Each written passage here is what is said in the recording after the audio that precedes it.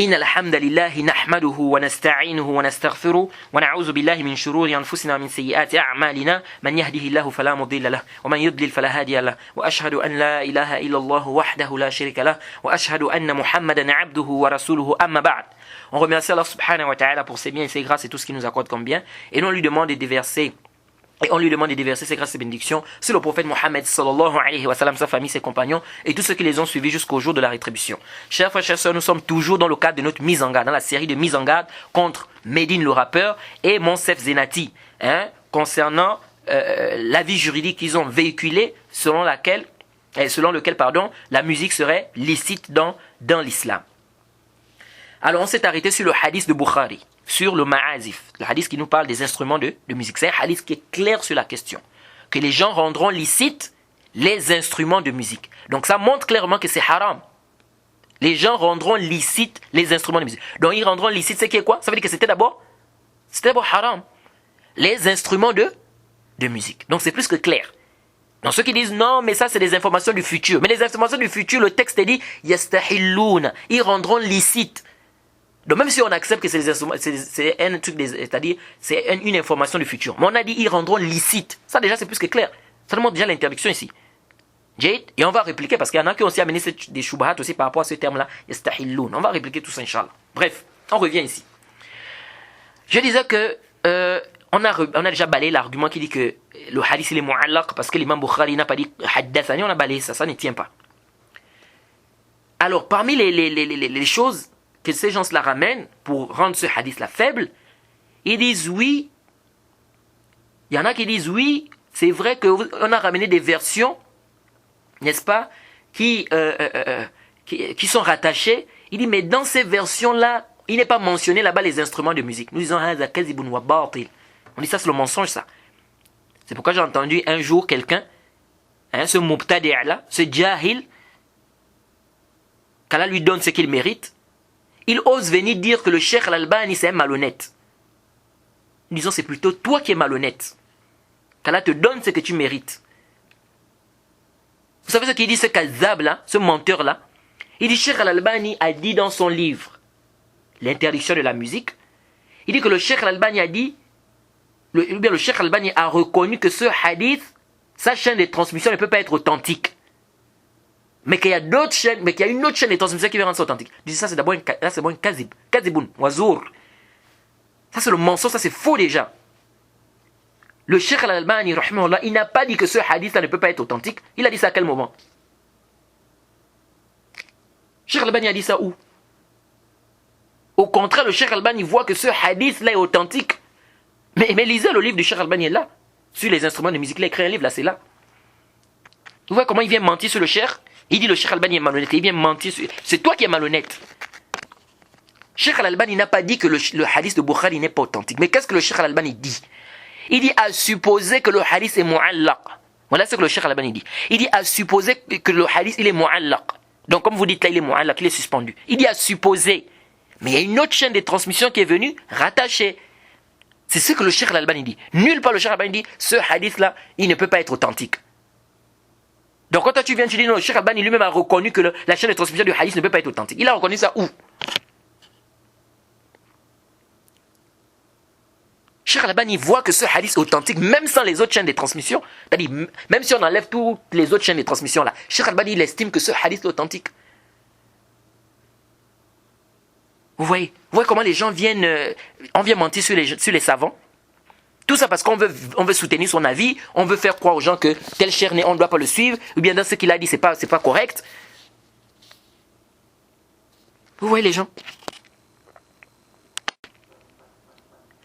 Donc tout d'abord il ment sur le cheikh Al-Albani, là c'est un. Deuxièmement, qu'est-ce qu'il fait? Il dit que le cheikh Al-Albani a dit le hadith est rattaché, c'est venu dans les Sunan Abi Daoud. Et il dit, le cheikh Al-Albani donne le numéro du hadith sans citer le hadith. Il dit, et ça c'est la manipulation. Regardez ce qu'il dit. Il dit, le cheikh Al-Albani, il a dit que le hadith d'abord, il ment d'abord en disant que le cheikh Al-Albani a dit que le hadith ne peut pas être authentique. Sa chaîne de transmission ne peut pas être authentique. Ça déjà c'est faux. C'est un. Deuxièmement, il dit, le cheikh Al-Albani a dit que le hadith est venu dans les Sunan Abi Daoud. Et le cheikh Al-Albani a cité le numéro du hadith, il dit sans citer le hadith. Il dit ça c'est de la manipulation. Il dit pourquoi? Il dit car lorsque tu repars dans les Sunan Abi Daoud, tu ne trouves pas le mot musique mentionné dans le hadith de Sunan Abi Daoud. Il dit donc c'est la manipulation. Il dit parce que celui qui va lire, il va dire que mais le Cheikh Albani c'est un savant des hadiths, donc on le fait confiance. Donc s'il a dit qu'il y a une autre chaîne de transmission qui est rattachée, donc ça veut dire que c'est bon. Il dit mais quand on repart dans les Sunan Abi Daoud, on se rend compte qu'il n'y a pas de truc. C'est-à-dire les instruments c'est pas cité là-bas dans le hadith. J'ai dit haza kazibun. Ça c'est encore un autre mensonge sur le Cheikh. Pourquoi cette haine-là? Pourquoi la haine vous entraîne, vous amène maintenant à être injuste envers les gens? Alors qu'Allah subhanahu wa ta'ala a interdit que la haine que vous avez envers un peuple ne vous amène pas à être injuste.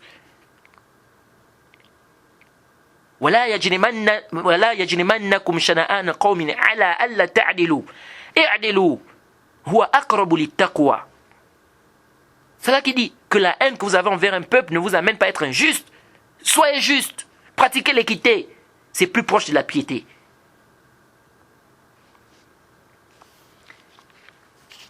Donc il amène des trucs comme ça juste pour faire croire aux gens que quoi? Que le Cheikh Albani il a voulu tromper les gens.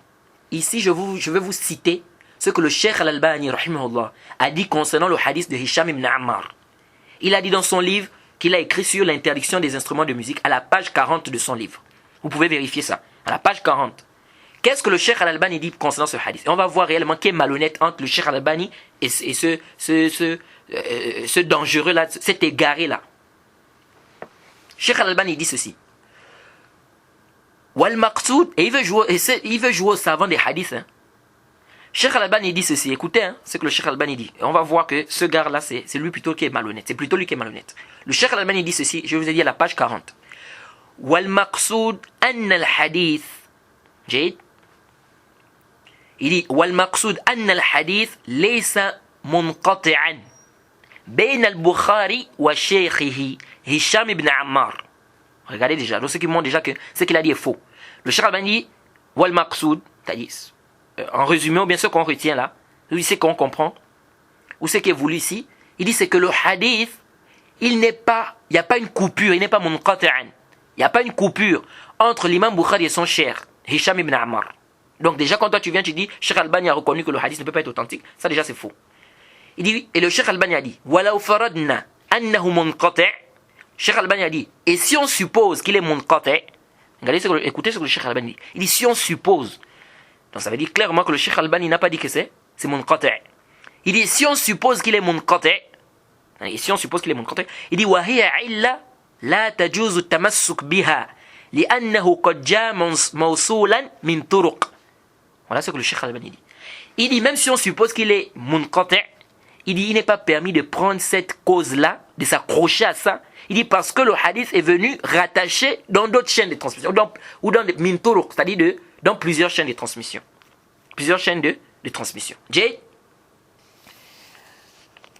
Maintenant, je pose la question, où est-ce que le Cheikh Al-Albani a dit que le hadith ne peut pas être authentique? Que par une autre chaîne de transmission? Alors, entre toi et le Cheikh Al-Albani, qui est réellement malhonnête? Et puis tu dis très bien que le Cheikh Al-Albani a mis le numéro du hadith. Khalas. Il t'a mis le numéro du hadith, c'est fini. S'il t'a mis le numéro du hadith, c'est pour te montrer que tu dois aller vérifier. Si le Cheikh était malhonnête, comme tu dis là, il devait te mettre le numéro du hadith. Et puis le Cheikh Al-Albani, il ne t'a pas dit que c'est la seule version dans la chaîne de transmission qui est rattachée. Il ne t'a pas dit ça. Donc ça, c'est être ignorant des paroles du Cheikh Al-Albani, rahimahullah. Le Cheikh Al-Albani te dit dans le Silsilat Ahadith Sahih, au tome 1 à la page 916, lorsqu'il a défendu Ibn Hajar, parce qu'il y a quelqu'un qui est venu qui a dit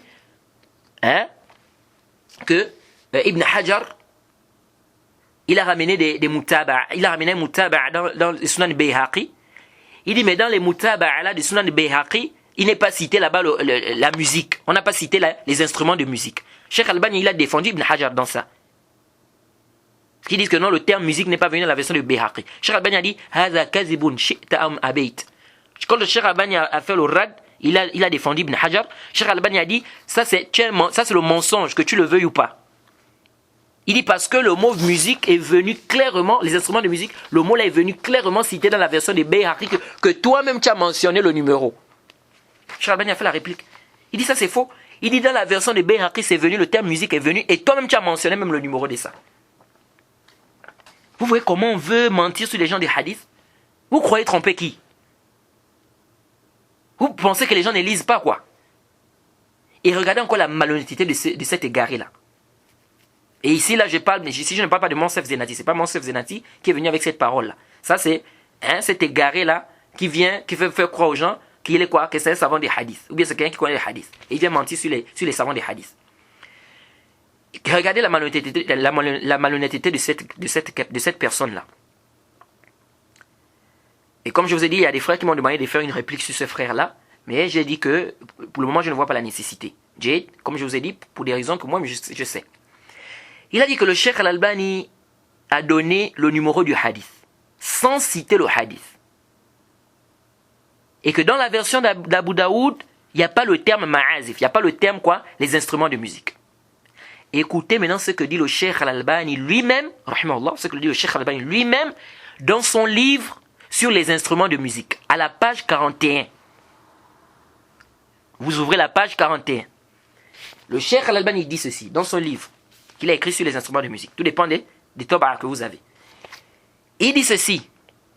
Prenez bien la référence. Le Cheikh Al-Albani le dit clairement dans le livre. Cheikh Al-Albani dit, la page 41. ثم إن هشاما لم يتفرد به لا هو ولا شيخه صدق ابن خالد بل إنهما قد توبعا فقال أبو داود انتبه. Attention ici. Ici, le Cheikh Al-Albani est en train de nous citer la version d'Abu Daoud en question. C'est la version en question que le frère égaré ou celui qui est garé l'a dit que le Cheikh n'a pas ramené la chaîne de transmission. Et le Cheikh n'a pas ramené plutôt le hadith. Il dit ceci, que le Cheikh Al-Albani dit Hisham ibn Ammar, il ne s'est pas isolé avec ce hadith. Il n'est pas le seul qui a rapporté ce hadith. Ni lui, ni son cher. C'est-à-dire, lui n'est pas le seul qui a rapporté le hadith, son cher aussi n'est pas le seul qui a rapporté le hadith. Mais ils ont été suivis. Ensuite, il dit, l'imam Abu Daoud a dit dans ses sunan, il amène le numéro, il dit c'est le numéro 4039 du hadith. Ah, c'est le Cheikh Al-Albani qui dit ça dans son livre là. Il dit, l'imam Abu Daoud a dit dans ses sunan, numéro du hadith, il amène le numéro 4039. Il dit, Haddathana Abdul Wahhab ibn Najda. Et le frère là, dans sa vidéo, il a ramené cette chaîne de transmission là. L'imam Abu Daoud a dit حدثنا عبد الوهاب بن نجدة حدثنا بشر بن بكر عن عبد الرحمن ابن يزيد ابن جابر بإسناده المتقدم عن أبي عامر أو أبي مالك مرفوعا باللفظ ليكونن من أمة أقوام يستحلون الحر والحرير وذكر كلاما وقال يمسخ منهم آخرون قردا والخنازير إلى يوم القيامة jusqu'à la fin du hadith.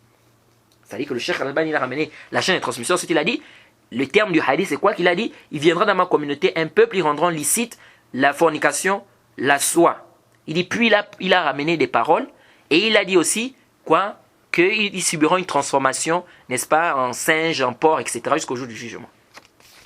Écoutez maintenant ce que le Cheikh Al-Albani dit à la suite de ça. Donc déjà, le Cheikh Al-Albani a ramené la chaîne de transmission. 1. Deuxièmement, le Cheikh Al-Albani a ramené le numéro du hadith. 2. Troisièmement, le Cheikh Al-Albani a ramené les termes du hadith. 3. Contrairement à ce que cet égaré a voulu nous faire croire. Ensuite, écoutez maintenant ce qui est encore même grave, ce qui vient même encore renvoyer. Parce qu'il a dit quoi? Il dit que le Cheikh Al-Albani a ramené ça. Il a amené le numéro, il n'a pas amené le hadith. Et c'est la malhonnêteté. Parce que quoi? Le mot musique n'est pas cité dans le hadith quand on ne regarde pas dans les sunnah. Regardez encore ce que le Cheikh Al-Albani dit. Qultu, Cheikh Al-Albani qui dit dans le même livre, il dit وهذا إسناد صحيح متصل كما قال ابن القيم في إغاثة. Il a amené la page du livre, le tome 1 à la page 260. Il dit ce isnad est authentique, c'est rattaché comme a dit Ibn al-Qayyim dans son livre Ighatha. Au tome 1 à la page 260. Il dit Taba'an li shaykhihi fi ibtal al-tahlil. Il dit en suivant son cheikh, qui est le cheikh al-Islam Ibn Taymiyyah, lorsqu'il a annulé ceux qui ont voulu dire que c'est halal d'écouter quoi? La musique à la page 27. Walakin, laysa fihi tasrih. Écoutez ce que le cheikh al-Albani dit. Il dit, walakin, laysa fihi tasrih bi mawdi' ash-shahid minhu. Le cheikh al-Albani dit, mais dans ce hadith, ce n'est pas clair la place témoignante que nous cherchons. C'est-à-dire, ce qui parle de quoi? Des instruments de musique. Il dit, c'est pas clair ici dans le hadith. Donc le cheikh al-Albani, non seulement il t'a amené le hadith, non seulement il t'a amené la chaîne de transmission, mais en plus il t'a dit même que dans ce hadith-là, la place que nous cherchons là n'est pas claire ici. Parce qu'il a dit, fazakara kalaman, il a cité des paroles. Il a dit, les gens qui rendront licites, les instruments, on appelle la fornication, le harir, la soie, et il a cité des paroles. Mais il a cité des paroles à quelles paroles? Donc il dit, c'est pas clair, même si on sait que c'est la suite du hadith, il a juste rapporté le hadith mukhtasara. Mais est-ce que ici les mots instruments de musique ont été cités? Non. Donc c'est pourquoi le cheikh al-Albani dit, c'est pas clair. Donc le cheikh al-Albani lui-même, non seulement il t'amène le hadith, il t'amène le numéro du hadith, mais en même temps il te dit aussi que ce hadith-là, la place que nous cherchons n'est pas claire ici. Il dit, mais il a fait signe lorsqu'il a dit fazakara kalaman. Lorsqu'il a dit, mais il a cité, et il a cité d'autres paroles. Jay. وقد جاء مصرحا. الشيخ الألباني continue dit وقد جاء مصرحا به في رواية الثقتين آخرين. Il dit, mais c'est venu clairement cité dans une version de deux rapporteurs dignes de confiance, min al-huffaz, qui font partie des rapporteurs qui ont du hifz. وهو عبد الرحمن ibn Ibrahim al-Muqallabi ibn Zuhaym جيد Bishr. Et aussi, Bishr a aussi ramené ça. Bil-lafz al-Bukhari al-Mutaqaddim. Ils ont amené ça avec les termes de l'imam al-Bukhari. Yastahiluna al-hira wal-harira wal-khamra wal-ma'azif. Al-hadith. Donc ici on voit clairement que le cheikh al-Albani, dans son livre, non seulement il te ramène le numéro du hadith, il te ramène aussi le hadith en lui-même, et en même temps il te dit même que cette version-là n'est pas claire, mais il te dit qu'il y a des versions qui sont venues claires, et il t'amène la version. Subhanallah. Vous voyez comment on joue avec les gens? Le cheikh al-Albani lui-même te ramène la version d'Abi Daoud. Il apporte les termes dans le livre, dans le même livre. Et il te dit même que c'est pas clair que les ma'azif sont venus ici, mais c'est venu dans d'autres versions. Et toi tu viens, tu dis que non, il a cité le hadith d'Abi Daoud, et il a laissé ça comme ça, il n'a pas mis les termes, et c'est de la malhonnêteté. Et subhanallah. Ici je me demande qui est réellement malhonnête entre toi et le cheikh al-Albani. C'est le cheikh al-Albani qui est malhonnête ou c'est toi? Regardez. Et vous pouvez vérifier. Je vous ai donné la référence ici. Alors donc, on se demande réellement entre le cheikh al-Albani et celui-là qui est réellement malhonnête. Je vous laisse juger. On joue avec les gens là. On joue avec les gens. C'est pourquoi les frères, faites très attention. N'écoutez pas n'importe qui, car les gens comme ça aujourd'hui, qui n'ont pas de base, ils viennent comme ça, ils vont faire quoi? Ils égarent les gens. Et je vois des gens aujourd'hui, Cheikh al-Albani n'était pas un faqih. Cheikh al-Albani n'avait pas une bonne croyance. D'autres même sont allés très loin. Cheikh al-Albani n'était pas un muhaddith. Subhanallah. Ça c'est quelle injustice ça? Comme disait le Cheikh Abdullah al-Bukhari. Le Cheikh Abdullah al-Bukhari, qu'est-ce qu'il disait? Il dit ça c'est quelle personne ça? Parlant du Cheikh al-Albani. Il dit ça c'est quelle personne qu'on va dire, il n'était pas fort en fiqh, il n'était pas fort en tawhid, il n'était même pas fort en hadith. Il dit mais toute sa vie là il faisait quoi? Il dit hadha zulmun wa fujur. Ça c'est une injustice. Et c'est de la perversité. Le Cheikh al-Albani il a travaillé pour cette communauté. Il faut faire très attention. Au point où aujourd'hui il n'y a même pas un savant qui peut travailler sur le hadith aujourd'hui sans retourner dans les kutub du Cheikh al-Albani. Jusqu'à ce que le Cheikh Abdel Mohsen Abad, Hafizullah, il a dit, je ne peux pas me passer des livres du Cheikh al-Albani. Le Cheikh Abdelaziz bin Baz, il a dit, si le Cheikh al-Albani n'avait écrit que le Irwa comme livre, il dit ça suffisait pour montrer sa science dans le ilm al-hadith. S'il n'avait écrit que le livre, le Irwa, qu'il a appelé Irwa, al-Irwa al-Khalil, ça devait prouver seulement ça. S'il avait écrit que ça. Et beaucoup de gens même disaient, on va débattre avec le Cheikh al-Albani. Lorsqu'ils arrivaient devant le Cheikh al-Albani, incapables de dire un mot. Tous ces innovateurs-là qui parlent mal du Cheikh al-Albani, il ne lui arrive même pas la cheville. Si on les mettait en face du Cheikh al-Albani maintenant qui débattait un peu, ils seraient incapables même de dire quelque chose. Parce que Faqih du Cheikh là, celui qui n'a rien ne peut rien donner. Jusqu'à ce que le Cheikh Salih al-Sheikh, il a même dit celui qui parle mal du Cheikh al-Albani, il parle mal de la Sunna. Cheikh Ahmoud Touejiri également, il a dit ça aussi. Tu ne trouveras pas un innovateur qui aime le Cheikh al-Albani. Sauf s'il ne connaît pas le Cheikh al-Albani. Mais s'il le connaît, il connaît les paroles du Cheikh al-Albani, il ne peut pas l'aimer. Pourquoi? Parce que comme disait le Cheikh Abdel Bukhari, le Cheikh al-Albani s'est mis debout en face des innovateurs. Il s'est mis debout en face des innovateurs. C'est-à-dire, il a combattu les innovateurs. Et c'est ça. Beaucoup de gens détestent le Cheikh al-Albani, c'est ça. Bref. Donc ici, je dis aux gens, faites attention. Faites attention de quelqu'un qui vient comme ça, un bon matin, il n'a même pas appris, il ne maîtrise pas la science du hadith, et il commence à faire le turn, à mal parler sur les savants du hadith. Prenez garde de ce genre de personnes. Alors, d'autres sont même allés loin, ils ont même dit, oh, il était même faible en langue arabe. Cheikh al-Albani était faible en langue arabe. Comment ça? Subhanallah. Pourquoi? Parce que c'était pas un arabe. Oh, combien de savants de l'islam n'étaient pas des arabes? Subhanallah. C'est seulement Cheikh al-Albani que vous avez vu. Combien de savants de l'islam? L'imam al-Bukhari, même quand on dit là, c'était un arabe. Les ashab kutub sunan, c'était tous des arabes. Donc on va dire quoi? C'était des ignorants parce que c'était pas des arabes. Mais ça, c'est quel argument que vous avez? C'est-à-dire des arguments qui sont bâtis là même. Donc prenez garde, les frères. Et cet égaré-là, il ose dire que Hisham ibn Ammar est le seul qui a cité le mot ma'azif dans le hadith. Et donc c'est un menteur. Donc le mot ma'azif, c'est mawdou', c'est inventé même. Et il n'y a aucun hadith authentique sur la question. C'est même leur même parole qu'ils aiment répéter là. Il n'y a aucun hadith authentique sur la question. Parce qu'ils aiment ça. Ils aiment dire ça, c'est-à-dire qu'il n'y a aucun hadith authentique sur la question. Après, il dit, même si je trouve que c'est déconseillé d'écouter la musique, et je me demande s'il n'y a aucun hadith authentique sur le sujet, c'est-à-dire qui interdit la musique. Pour lui, bien sûr, puisqu'il dit qu'il n'y a aucun hadith authentique, je me demande où est le dalil qu'il a, c'est-à-dire il a quel dalil qui lui permet de dire que c'est déconseillé. Il dit, même si je trouve que c'est déconseillé d'écouter la musique, bon, tu dis que c'est déconseillé par quel dalil? Puisque tu as dit qu'il n'y a aucun hadith, aucun dalil authentique sur la question. Maintenant, tu vois que c'est déconseillé, là, tu te bases sur quoi? Donc, ça veut dire que tu nous caches des choses. Ça, c'est la vraie manipulation, ça. Alors, revenons à notre hadith. Nous disons que Hisham ibn Ammar n'est pas le seul qui a rapporté ce hadith, mais il a suivi dans ça Al-Hassan ibn Sufyan.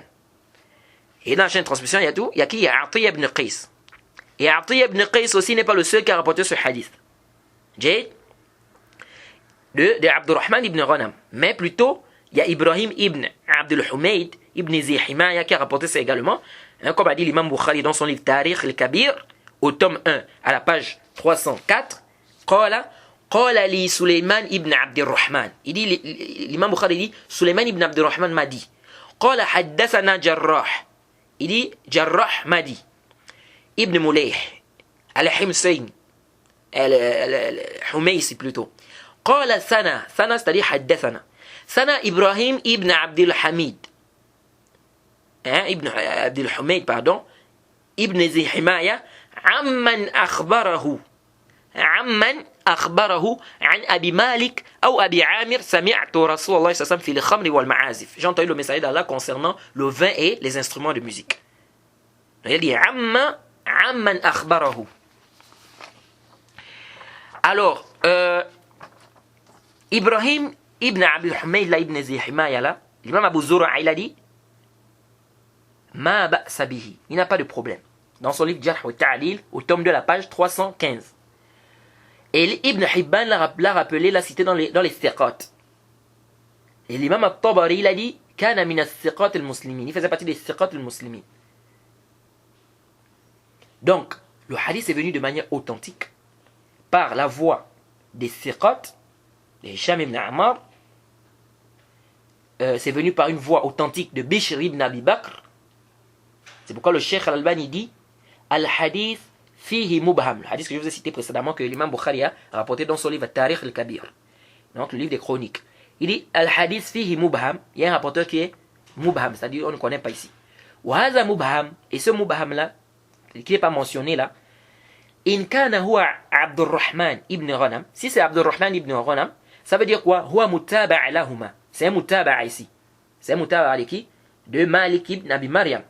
Wa Atiyya ibn Qais. Parce qu'ils sont tous du même tabaqa.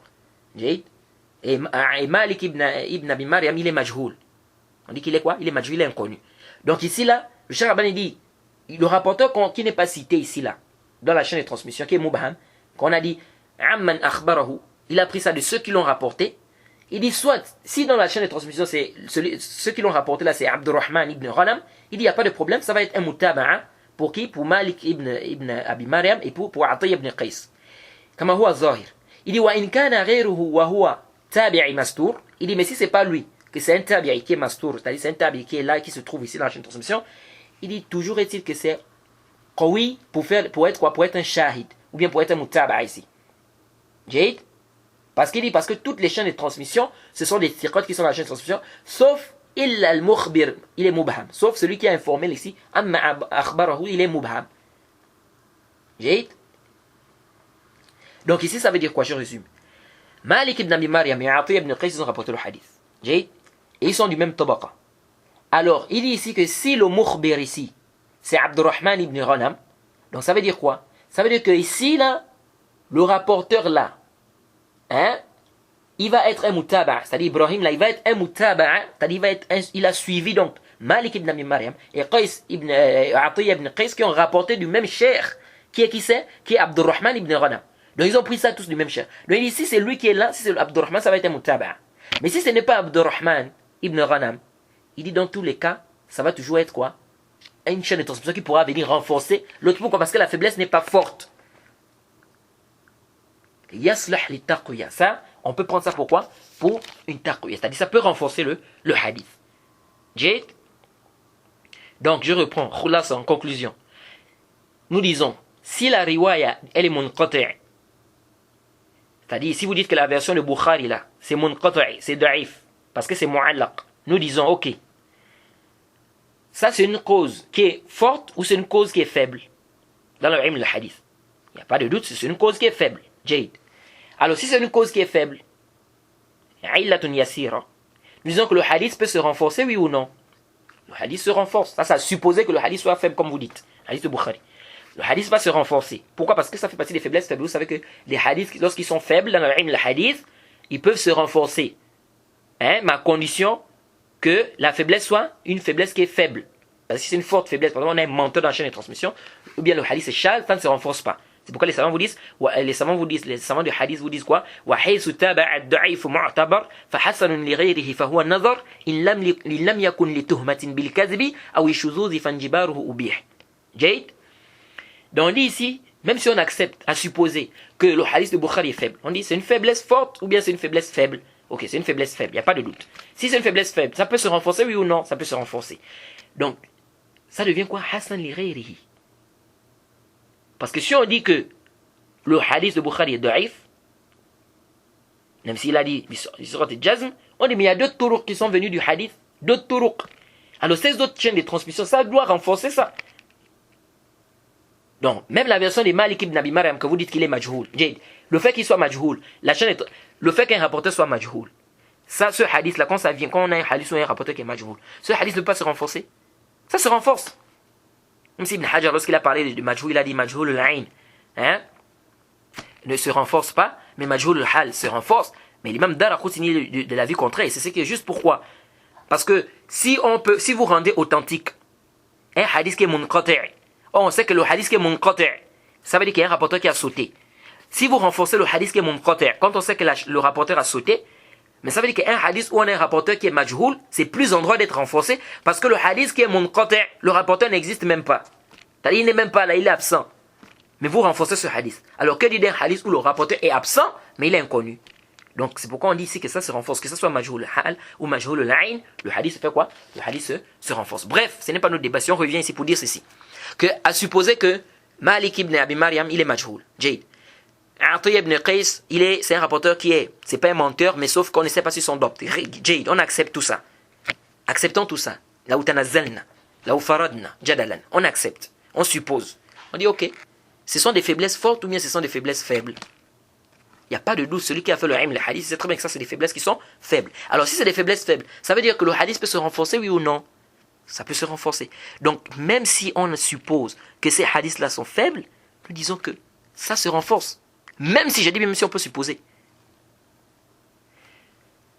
Alors, certains ont dit, l'imam Ahmed, il a daïfé Sadaqa ibn Khalid, que j'ai cité dans le hadith de Ma'azif. هذا قول باطل. Sadaqa ibn Khalid, c'est un rapporteur digne de confiance. L'imam Ahmed n'a pas rendu ce rapporteur-là faible. Les gens s'embrouillent, je ne sais pas pourquoi. Le rapporteur que l'imam Ahmed a rendu faible, c'est Sadaqa ibn Abdillah. Ce n'est pas Sadaqa ibn Khalid. Vous voyez comment les gens veulent, comme Al-Hafiz ibn Hajar a bien détaillé. Il a bien détaillé cela.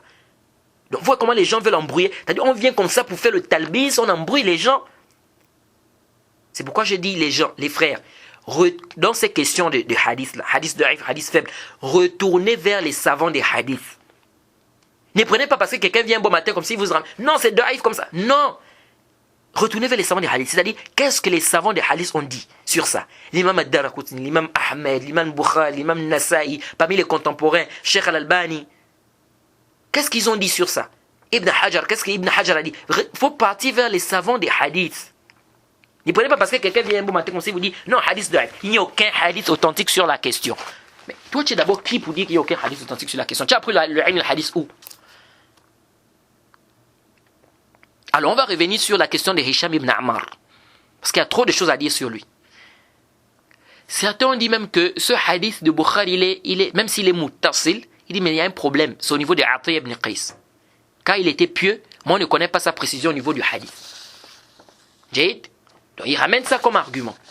Nous disons Hadha qawlun batil. Car personne ne vous a précédé dans le fait de rendre ce hadith-là faible à cause de Atiyya ibn Qais. Aucun savant des hadiths, parmi les savants de hadiths reconnus, aucun n'a dit que ce hadith-là est faible à cause d'Atiyya ibn Qais. Même Ibn Hazm qui a rendu le hadith de Bukhari daif, il n'a pas dit que le hadith est daif parce qu'il y a Atiyya ibn Qais.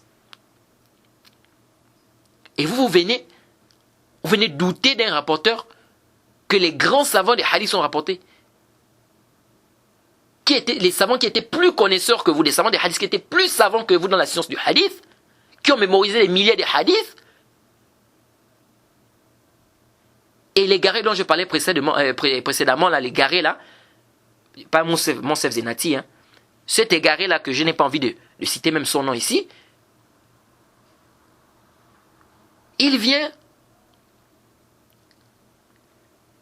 non, Atiyya ibn Qais, il est loin d'être authentique, sans divergence. Regardez le kazib qu'il amène, le mensonge qu'il amène. Il dit Atiyya ibn Qais, il est loin d'être authentique, sans divergence. Donc, bittifaq, il a eu ça où? Que Atiyya ibn Qais est loin d'être authentique, sans divergence. Il a eu ça où? Haza kaziboun, c'est un mensonge ça. Vous voyez comment les gens mentent sur les savants des hadiths? Et il dit, l'imam Bukhari, dans son livre Les Chroniques, il a cité une chaîne, mais où il y a un inconnu. Il dit, et donc, on ne peut pas considérer ça comme chaîne de transmission. Regardez de telles bêtises, de telles erreurs. Et il s'est fait passer pour quelqu'un qui connaît la science du hadith. Donc, lorsque dans une chaîne de transmission, il y a un rapporteur qui est inconnu, on dit que ça, c'est pas une chaîne de transmission. Mais lui, il a appris la science soi-disant la science du hadith là-haut. Moi, je veux même pas te dire quelque chose de... C'est-à-dire, moi, je veux même plutôt te dire ici quelque chose de plus que ça. Non seulement les savants de hadith la considèrent comme une chaîne de transmission, mais non seulement ça, mais ils la prennent également parfois pour renforcer un autre hadith. Ou ils la renforcent par un autre hadith. C'est-à-dire, une chaîne de transmission où on a un rapporteur qui est inconnu, les savants considèrent ça comme étant un isnad. Parce que quand tu viens comme ça, tu dis, ce n'est pas une chaîne de transmission, non. Il faut faire les détails. Si tu dis, ce n'est pas une chaîne de transmission authentique, oui, parce que les savants des hadiths, parfois, ils utilisent ça. Hein? Que ce n'est pas une chaîne de transmission, pour vous l'a dit, ce n'est pas une chaîne de transmission authentique. Mais comme ça, tu viens, tu dis, c'est même pas une chaîne de transmission, devant des gens qui sont assis, qui ne connaissent pas la science du hadith et tout, qu'est-ce que tu veux faire rentrer dans la tête de ces gens-là? Que c'est même pas, c'est même pas une chaîne de transmission. Alors, comment peut-on dire qu'on ne peut pas considérer comme une chaîne de transmission un hadith où il y a un rapporteur inconnu. Oui, nous pouvons dire oui, le hadith est faible, la chaîne de transmission est faible, parce qu'il y a un rapporteur qui est inconnu à l'intérieur. Mais de là à dire maintenant que ce n'est pas une chaîne de transmission, mais là on dit non. Sans même faire un tafsil, et plus même encore, non seulement c'est un hadith où il y a un rapporteur qui est inconnu, mais même ce hadith où il y a un rapporteur qui est inconnu, on peut utiliser ça dans les shawahid et les mutaba'at. Certains ont dit, même si Ata ibn Qais était mutaba'a, ils ont dit, mais ça ne vient pas témoigner que l'information, et ça ne vient pas témoigner de notre information ici. Ils disent pourquoi? C'est-à-dire que les gens de ma communauté, ils rendront licite le vin et tout, etc., la musique, etc. Ils disent pourquoi? Ils disent parce que dans le hadith, la version de Atiya ici, la version de Atiya qui est authentique, on a juste dit qu'il y a des gens de la communauté qui buvront du vin, qui écouteront la musique et ils subiront un engloutissement des transformations de porc en singe, etc. Et donc ce hadith ne nous dit pas ici que il n'y a pas la partie qui dit que non, ils rendront ça licite et tout et tout. Ils rendront les instruments de musique licites. Et ils disent ici c'est juste une information sur le futur.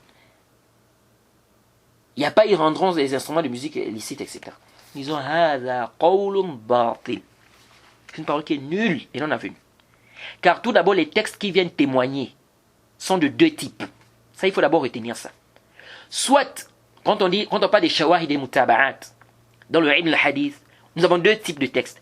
Nous avons des textes qui viennent témoigner avec les mêmes termes. Et nous avons des textes qui viennent témoigner, pas avec les mêmes termes, mais avec le même sens. C'est pourquoi on parle des shawahid, des mutaba'at. D'autres ont fait la différence entre les shawahid et les mutaba'at. D'autres savants disent que tout ça, on peut utiliser le shawahid à la place de mutaba'at. On peut utiliser mutaba'at à la place de shahid ou des shawahid.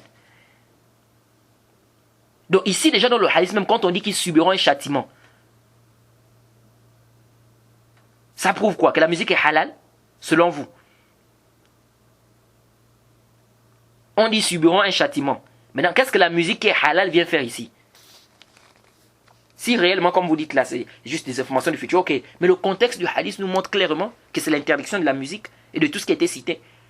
Sinon, qu'est-ce que la musique vient chercher ici? Sur des gens qui vont subir un châtiment à cause de ce qu'ils sont en train de faire là. Qu'est-ce que la musique vient faire ici?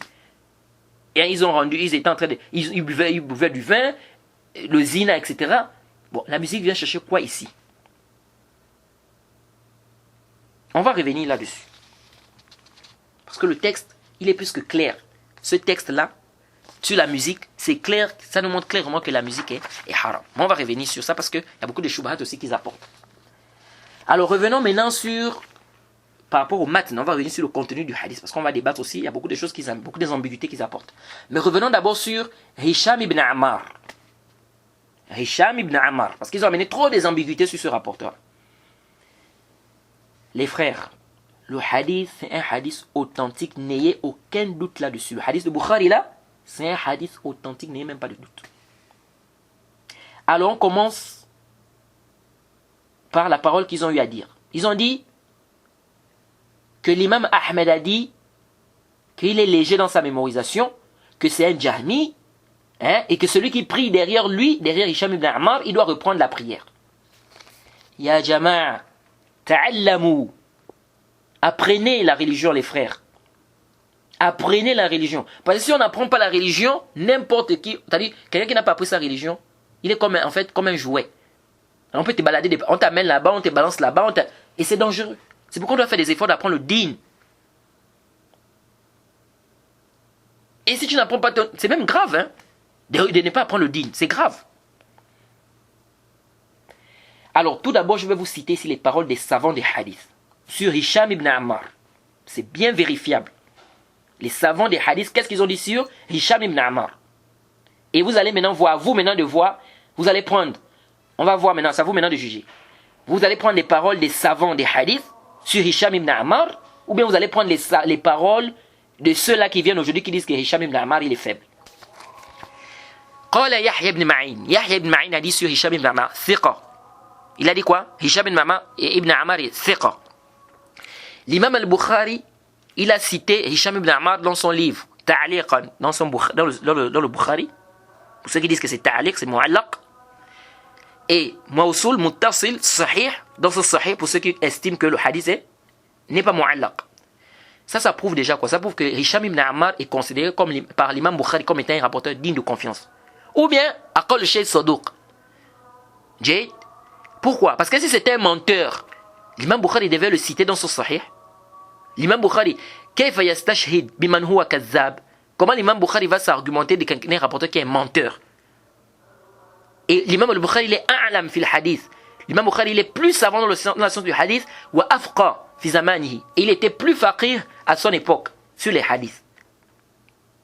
Donc comment l'imam Bukhari, il connaît bien les rapporteurs des hadiths, mais il va prendre un rapporteur qui est menteur, qui sait que c'est un menteur, et puis le met là. Non, ça veut dire qu'il n'était pas considéré comme un menteur chez l'imam al-Bukhari. Jade. Donc l'imam Bukhari, il était grand savant des hadiths, jusqu'à ce qu'il y a certains savants même qui ont dit que Bukhari a'lam wa afqa fi zamanina, que l'imam Bukhari est plus savant et plus faqih dans notre époque. Certains savants ont dit ça, qu'à l'époque de l'imam Bukhari, il était plus savant et plus faqih. Et comment ça? Alors que l'imam Bukhari a même, il n'a pas seulement cité Hisham ibn Ammar, pour ceux qui disent ta'liq, il s'est même argumenté, parce qu'il a rapporté deux hadiths, comme je vous ai dit, où il a dit haddathani Hisham ibn Ammar. Donc il s'est même argumenté de Hisham ibn Ammar. Mais ça veut dire quoi? Ça veut dire Hisham ibn Ammar n'était pas un menteur chez l'imam Bukhari. Ça c'est clair, c'est-à-dire on n'a même pas besoin de débattre là-dessus. Donc déjà ça montre quoi? Yahya ibn Ma'in. Et vous connaissez que Yahya ibn Ma'in, dans la science du hadith, il était mutashaddid. Il fait passer des savants qui étaient durs sur le fait de rendre un rapporteur digne de confiance. Quand il dit qu'un rapporteur est digne de confiance, alors là, il faut vraiment s'accrocher. Parce que Yahya ibn Ma'in était très dur dans ça. Il a dit Hisham ibn Ammar, c'est un thiqa. L'imam Bukhari a considéré que c'est un thiqa. Jade. Et toi, l'imam Bukhari considère que c'est un thiqa. Toi, pauvre miskin que tu es, tu viens comme ça, tu dis non, Hisham ibn Ammar, c'est un menteur. On ne sait même pas où tu as appris. Moi, je ne peux pas laisser la parole de l'imam Bukhari, qui est a'lam que toi, et c'est son professeur, il connaît mieux son professeur. Il vient, il considère que c'est un thiqa, et toi tu viens, tu dis non, comme ça tu te lèves un bon matin, tu viens, tu dis non, c'est un kazzab. Hisham ibn Ammar, c'est un kazzab, c'est un menteur. L'imam Ahmed al-Ijli, il a dit Hisham ibn Ammar al-Dimashqi, thiqa saduq. Il dit c'est un thiqa aussi, saduq. L'imam al-Nasai, il a dit la ba'sa bihi. Et certains ont pensé que quand l'imam al-Nasai a dit la ba'sa bihi, ça voulait dire que l'imam al-Nasai a rendu Hisham ibn Ammar faible. Non, c'est faux.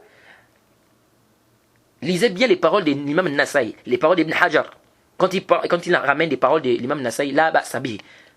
La ba'sa bihi, chez l'imam Nasai, ça ne veut pas dire que le rapporteur est faible. Non, au contraire, ça veut dire que le rapporteur est quoi? Digne de confiance. Et quand vous lisez même les paroles d'Ibn Hajar et tout, quand il ramène les paroles de l'imam Nasai, vous comprenez ça aisément. L'imam ad-Daraqutni, l'imam al-Ilal, grand savant des Ilal, il a dit quoi sur Hisham ibn Ammar? Saduq kabir al-Mahal. Il dit c'est un rapporteur qui est saduq. Saduq, ça veut dire quoi? Ça veut dire que d'abord c'est pas un menteur, et ça veut dire que s'il vient dans une chaîne de transmission, la chaîne de transmission est quoi? Est Hassan. On prend le hadith. Qala Abu Ya'la al-Khalili. Abu Ya'la al-Khalili, il a dit quoi? Sur Hisham ibn Ammar, il dit thiqa kabir. Thiqatun kabir. Sami'a minhu al-a'imma al-qudama wa radiyahu al-huffaz. Il dit quoi? Il dit que c'est un grand thiqa, digne de confiance. Il dit les anciens savants ont entendu de lui. Il dit, et les huffaz, ils ont été satisfaits de lui. De qui? De Hisham ibn Ammar. Qala Maslam ibn Qasim. Maslam ibn Qasim, il a dit sur Hisham ibn Ammar, saduq. Là, je te ramène ici les savants des hadiths. Qu'est-ce qu'ils ont dit sur Hisham ibn Ammar? Les jarh wa ta'dil. Qala Abu Nu'aym al-Asbahani. Abu Nu'aym al-Asbahani, il a dit, al-thiqat mislu Hisham ibn Ammar. Il dit des rapporteurs dignes de confiance comme Hisham ibn Ammar. وقال الحافظ ابن كثير. الحافظ ابن كثير il a dit dans le tarjama de Foussawi, il a dit روى عن أكثر من 1000 شيخ من الثقات منهم هشام ibn Ammar. Lorsqu'il a fait le tarjama, la biographie de ce rapporteur, il a rapporté de plus de 1000 savants et plus de 1000 shuyukh parmi des savants, parmi des shuyukh thiqat, parmi des shuyukh qui sont dignes de confiance, parmi eux Hisham ibn Ammar. L'imam al-Zahabi, qui est un savant aussi. Il a dit quoi dans son livre Al-Asma man tukullima fihi wa huwa muwaththaq. Il a mené dans son livre là qu'il a intitulé les noms de ceux dont on a parlé sur eux, alors que c'est des rapporteurs qui ont été, c'est-à-dire qu'on a fait le tawsir sur eux, c'est des rapporteurs dignes de confiance. Il a dit au début de son livre, Fi al-Muqaddima, il dit فَهَؤُلَاءِ حَدِيثُهُمْ إِنْ لَمْ يَكُنْ في أعلى مراتب الصحيح ولا ينزل عن رتبة الحسن أو عن رتبة الحسن اللهم إلا أن يكون للرجل منهم أحاديث يستنكر عليه وهي التي تكلم فيه من أجلها ينبغي التوقف في هذه أحاديث. Il dit quoi ici au début du livre? Il dit, et ceux-là, donc les rapporteurs qu'il va citer là, il dit ceux-là, si leur hadith n'est pas au plus haut degré d'authenticité, il dit mais ça ne descend pas au-dessus de quoi du hadith Hassan. Il dit sauf si il y a un parmi eux qui a des hadiths qu'on réprouve, c'est-à-dire qu'on réprouve, et que ces hadiths ont été réprouvés à cause de lui. Ça c'est très important de comprendre ça, parce que là, ça va nous aider à comprendre la parole que Monsef Zenati a menée dans la vidéo lorsqu'il a dit que l'imam Zahabi a dit que Hisham ibn Ammar a des hadiths qu'on peut reprouver. Il dit, sauf s'il a des hadiths qu'on réprouve à cause c'est-à-dire qu'on a réprouvé à cause de lui, ou bien à cause de comment on appelle ça, de ces hadiths là, c'est-à-dire on l'a réprouvé à cause de ces hadiths là, pardon. Il dit, il faut faire le tawaqquf ici, c'est-à-dire qu'on doit s'arrêter, on ne doit pas prendre ces hadiths là. Jade. Et dans son livre Mizan al-I'tidal, l'imam al-Zahabi dit, au tome 4, à la page 302, lorsqu'il a parlé de Hisham ibn Ammar, il a mis à côté de Hisham ibn Ammar, il a mis le mot sah. Il a mis le mot quoi? Sah. Et l'imam Zahabi, dans son livre, quand vous lisez le Muqaddimah et tout ça, il dit quoi? Lorsqu'il dit devant un rapporteur sah, ça veut dire que quoi? Ça veut dire qu'il est thiqa. Donc ça veut dire que l'imam Zahabi considère Hisham ibn Ammar comme étant un rapporteur digne de confiance. Alors comment on doit comprendre la parole que l'imam Zahabi, lorsqu'il dit qu'il a rapporté des choses qu'on peut réprouver? Donc de là déjà vous voyez l'erreur de Monsef Zenati. Et ça prouve son insuffisance, son ignorance dans la science du hadith. Lorsque l'imam Zahabi a dit que Hisham ibn Ammar, il a des hadiths quoi? Réprouvés. Qu'est-ce que ça veut dire? Puisqu'on sait très bien que l'imam Zahabi, pardon, il a dit de Hisham ibn Ammar que c'est un thiqa. Donc lui, quand il a vu la parole de l'imam Zahabi là, qu'il a des hadiths qu'on peut réprouver, il a pensé que l'imam Zahabi peut-être rendait Hisham ibn Ammar faible. Mais non, c'est toi qui n'as rien compris. Et vous voyez bien ici que l'imam Zahabi, il considère Hisham ibn Ammar comme étant un thiqa. Ici on ne va pas dire que non, l'imam Zahabi ici se contredit. Non, c'est toi qui ne comprends pas. C'est toi qui ne comprends pas. Tu ne lis pas peut-être assez. Oui, il y a des hadiths que Hisham ibn Ammar a rapportés qu'on a réprouvés. Ah oui? Mais quels sont ces hadiths? Et pourquoi on a réprouvé ces hadiths? Pourquoi on a réprouvé ces hadiths? On le saura, Inch'Allah, tout à l'heure. Alors, on continue. Al-Hafiz al-Mughaltai, il dit dans son livre Ikmal Tahzib al-Kamal, il dit Was-Sakhawi. Il a ramené que l'imam Sakhawi fait partie des élèves de Ibn Hajar. Il a ramené ici, il dit Hisham thiqa amin inda a'immat al-hadith. Il a dit quoi? Que Hisham c'est un rapporteur digne de confiance. On a confiance en lui chez les savants des hadiths. Qala as-Suyuti. L'imam Suyuti, il a dit, quand il a fait le ta'liq d'un hadith, il a dit Munkar bi hadha al-isnad. C'est munkar par rapport à cette chaîne de transmission. Et avec d'autres chaînes de transmission, ووضعوه على هشام بن عمار وهشام ثقة مأمون. L'imam Suyuti a dit quoi? Il dit ça c'est un hadith qui est munkar, ça c'est une transmission munkar. Ils ont inventé ça sur Hisham ibn Ammar, et Hisham ibn Ammar c'est un rapporteur digne de confiance. Ça c'est très important la parole de l'imam Suyuti, parce que c'est là on va voir, on va comprendre. Quand les savants disent il a inventé ou bien il a relaté 400 hadiths qui n'ont pas d'origine. On va expliquer ça. Qu'est-ce que ça veut dire? Cette parole de l'imam Suyuti, il faut retenir ça va vous aider à comprendre beaucoup de choses. L'imam Zahabi, dans le Sira A'lam al-Nubala, il a dit quoi concernant Hisham ibn Ammar? Il dit Kana ra'san fi kitabi wa sunna.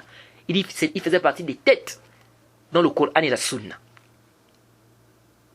Et Ibn Hajar a dit concernant l'imam Zahabi, il dit Huwa min al-istiqra tam. Jade fi naqd al-rijal. Il a dit ça dans son livre Nuzhat al-Nazar fi tawdih nukhbat al-fikr fi mustalah al-ahl al-athar. L'imam Ibn Hajar. Il a dit quoi? Que l'imam Zahabi, il est quelqu'un qui fait ce qu'on appelle un istiqra qui est tam. L'istiqra, c'est quoi? C'est le fait de lire, un peu de faire, comme on dit, une sorte de déduction. C'est-à-dire, tu lis et tu fais sortir quoi, une déduction ici. Il dit, il faisait partie des gens qui faisaient l'istiqra à tam. Donc, l'imam Zahabi lisait beaucoup. Alors, tout ça, ce sont les paroles des savants sur Hisham ibn Ammar. Où sont les paroles des savants qui disent que Hisham ibn Ammar, c'est un kazab, que c'est un menteur? Vous avez, c'est où ici? C'est cité où? Vous voyez comment les gens s'embrouillent, ils veulent égarer les gens. Alors, moi je me demande, vous allez prendre les paroles de ces savants des hadiths ici, qui sont des savants des hadiths, qui connaissent mieux les hadiths, qui connaissent mieux ces rapporteurs-là, Bukhari, Al-Hafiz al-Mughaltai, les Ibn Hajar, les Suyuti, tout ce monde-là, l'imam Zahabi, et Yahya ibn Ma'in. Vous allez prendre les paroles de ces savants-là, qui sont des savants des hadiths de cette communauté, qui sont reconnus. Vous allez prendre leurs paroles, ou bien vous allez prendre les paroles de Youssouf Qaradawi, ou bien certaines personnes qui viennent aujourd'hui venir dire aux gens que non, le hadith est daif parce que Hisham ibn Ammar il a des problèmes. Ou que c'est un menteur. Donc déjà ici, cette condition, bien cette parole-là de venir dire que Hisham ibn Ammar c'est un menteur, il n'y a pas de doute que c'est une parole qui est nulle. C'est une parole qui est nulle. Donc ça c'est ce qu'il faut déjà retenir ici. Jade, on va revenir sur la parole de l'imam Ahmed. Jade, on va d'abord s'arrêter par ici. Pour ne pas être trop long, on va continuer dans la prochaine séance. Nous allons revenir sur la parole de l'imam Ahmed. Qu'est-ce que l'imam Ahmed a eu à dire sur Hisham ibn Ammar? Parce qu'on dit que l'imam Ahmed a dit, celui qui prie derrière Hisham ibn Ammar, il doit reprendre sa prière, que c'est un Jahmi. On va parler de ça, on va détailler ça, Inch'Allah, la séance prochaine. Donc pour le moment, on va s'arrêter par ici. On demande qu'Allah nous facilite, qu'Allah nous donne la compréhension de la religion. Et vraiment, j'insiste les frères, faites attention. Quand il s'agit de ce genre de questions, de hadiths et tout, prenez les paroles des savants. Des anciens savants sur le hadith, les savants des hadiths. Prenez les paroles des savants des hadiths. Pas quelqu'un qui vient un bon matin comme ça, il vient dire, il n'y a aucun hadith authentique sur la question. Il vient embrouiller les gens. Repartez vers les savants des hadiths. Jade. Donc on va s'arrêter par ici, on demande qu'Allah nous facilite, qu'Allah nous guide, qu'Allah nous pardonne. Wa subhanaka Allahumma bihamdik, ashhadu an la ilaha illa anta astaghfiruka wa atubu ilayk. Assalamu alaikum wa rahmatullahi wa barakatuh.